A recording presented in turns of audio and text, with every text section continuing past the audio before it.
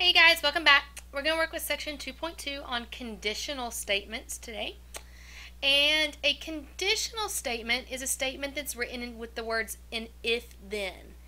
The hypothesis is the part, we call it P, and it's following your if. And your conclusion, we call it Q, is following then. So, like, if it's going to rain, then I need my umbrella. So there was my if and then. So my hypothesis was it's going to rain. My conclusion was I need an umbrella. And we can use this with writing it as symbols.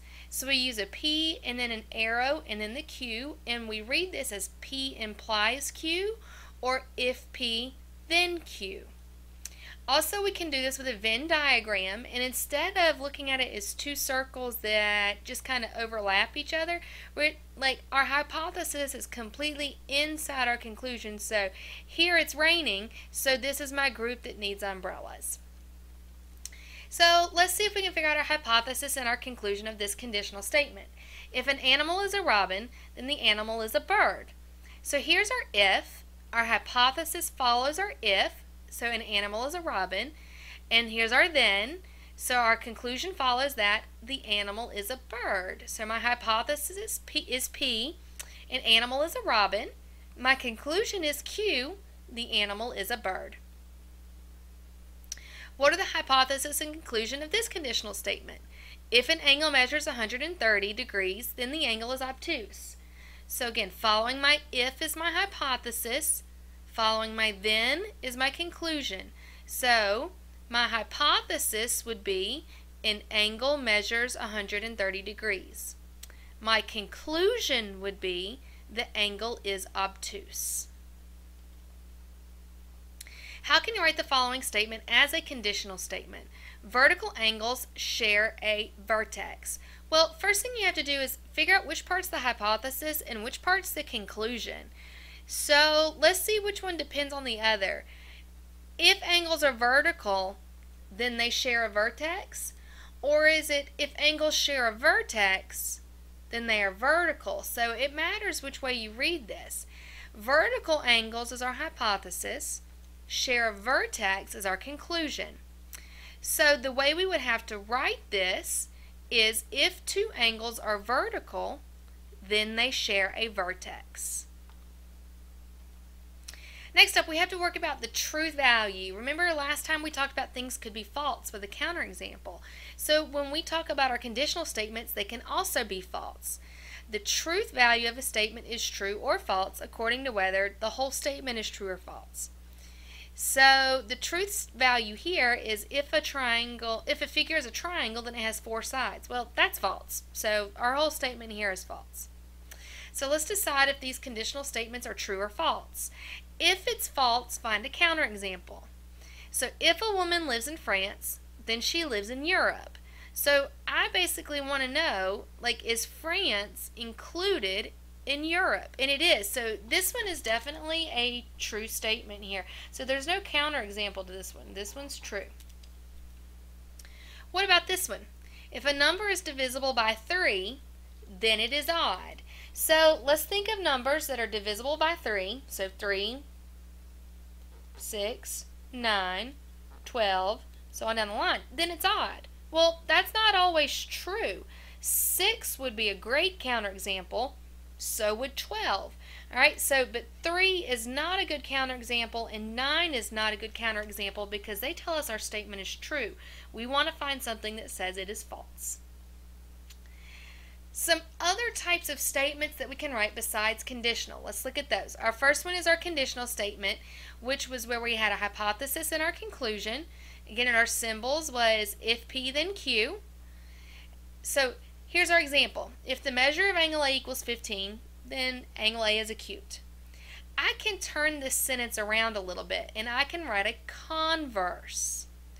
Now what a converse does is it exchanges your hypothesis and your conclusion. So now my conclusion comes first and my hypothesis comes second. So this one is if Q then P. So if angle A is acute, then angle A is 15 degrees. A big word here I like to use is called switch. So I'll use this word a lot in class, that a converse switches your hypothesis and your conclusion. An inverse negates both your hypothesis and the conclusion. So in symbols, we use our little squiggle sign to tell us not. So this is read, if not P, then not Q. So if the measure of angle A is not 15 degrees, then angle A is not acute. So our key thing with inverse is to remember that it negates. Okay? It makes something negative. And our contrapositive. It negates both the hypothesis and the conclusion. So we read this as not Q implies not P. So if not Q, then not P. So if angle A is not acute, then angle A is not 15 degrees. And so the key thing to remember with a contrapositive is that it will switch and negate your hypothesis and your conclusion. Okay? So let's practice some of these. What are the converse, the inverse, and the contrapositive of the following conditional? And what are the truth values of each? And if it's false, give a counterexample. So if a figure is a square, then the figure is a quadrilateral. So I need to identify my P and my Q. So my P is the figure is a square. My Q is the figure is a quadrilateral. So my first question is, what's the converse? Now converse switches these. So my converse would say, if the figure is a quadrilateral, then it is a square. Okay? Let's hold on to that. And then my inverse negates. So if a figure is not a square, then it is not a quadrilateral. Well, let's look at these two statements and decide if they are true or if they are false. So if a figure is quadrilateral, then it is a square. Well, is that true? Well, no. You could have other things like a rectangle or a rhombus or a parallelogram or a kite or a trapezoid. So the converse here is definitely going to be false.